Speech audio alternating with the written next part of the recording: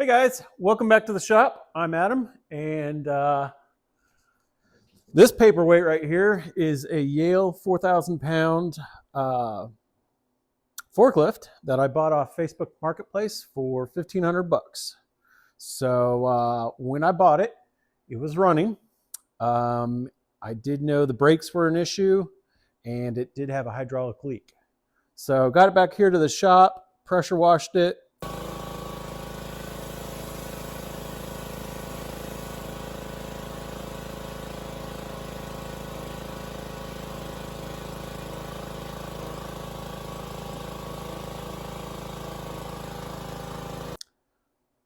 Drove it in here, and it hasn't started since. What a piece of junk.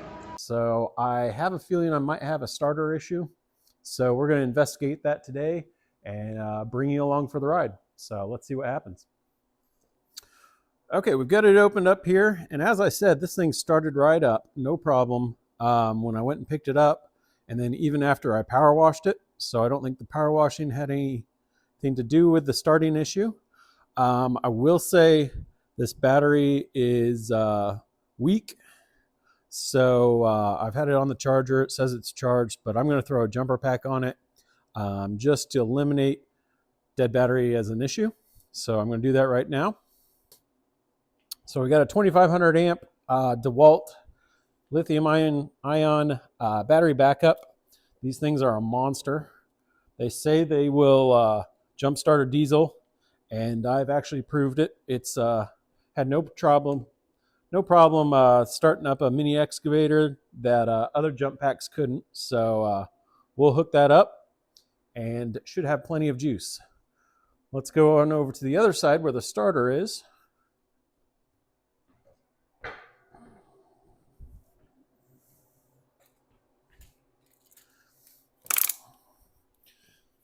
So here's our starter down here. Why can't we see it? First thing I'm going to attempt is to jump the solenoid on the starter, and hopefully it'll just start cranking right then. Right now, when I turn the key, nothing happens. So that's going to be our first step, and we'll see what happens after that. Okay, so we are going to hook to the, hopefully you can see that, the battery power, which comes into the solenoid. The ignition has a wire right here that will activate the solenoid, which will then send power, 12-volt power, to the starter itself. So what we're going to do is just bypass the solenoid and send power with a jumper from the battery to the this point right here, which will send the power to the starter itself, hopefully.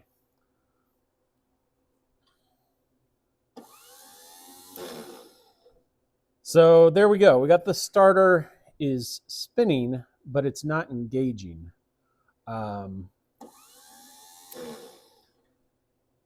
It's spinning just fine, but when it spins, there's a gear that's spinning that should pop out and engage the flywheel, and that's not happening, which leads me to believe there's an issue with the starter itself.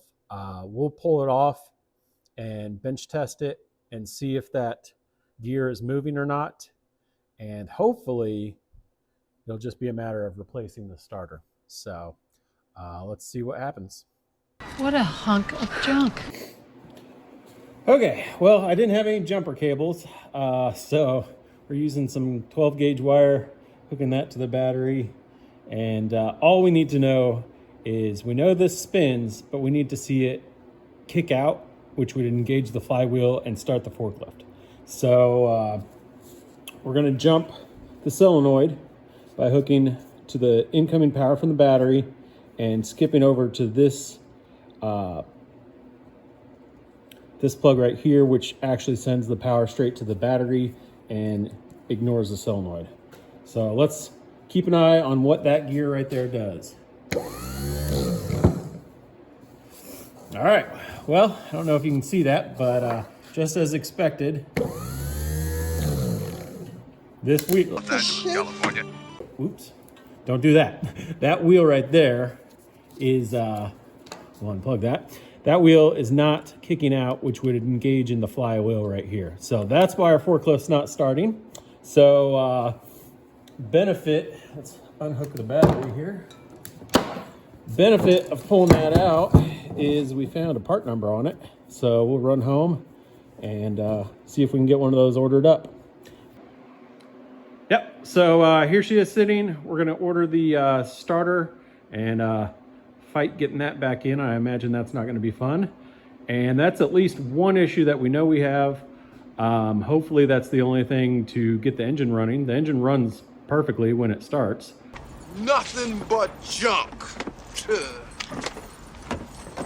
So hopefully after that, we'll get to, we've got a hydraulic line right here that leaks, and then the brakes. And then if we get all that running, then there's some touch-up stuff that we can do that'll be fun. So thanks for watching, and have a good weekend.